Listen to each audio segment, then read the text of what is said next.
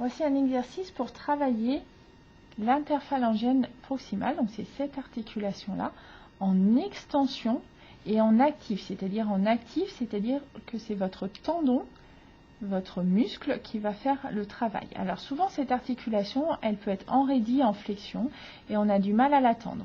Donc la première des choses à faire, c'est de travailler cette articulation en passif. Il y a une vidéo dédiée à ça que vous pouvez trouver, qu'on va vous donner.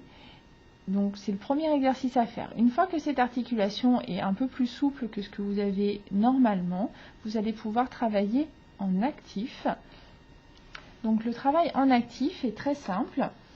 Vous allez prendre un stylo ou votre doigt et vous allez enjamber avec votre doigt, vous allez enjamber ce stylo. Voilà, et donc on fait travailler cette articulation-là. Alors ça c'est la première partie de l'exercice. Voilà, la plus simple. Et la deuxième chose à faire pendant cet exercice, c'est pendant que vous enjambez comme ça, vous allez essayer de faire grandir votre doigt. Donc vous allez faire comme si vous essayiez d'agrandir votre doigt dans cet axe-là. Voilà, comme si vous vouliez que ce doigt ici vienne toucher l'autre doigt en face. Donc vous continuez à enjamber le stylo comme ça, mais vous rajoutez cette composante d'agrandissement du doigt. Et vous devez sentir sur les côtés, là où passe le tendon extenseur, vous devez sentir que ça travaille un petit peu plus que quand vous faites l'exercice tout simple d'enjambement comme ça du stylo.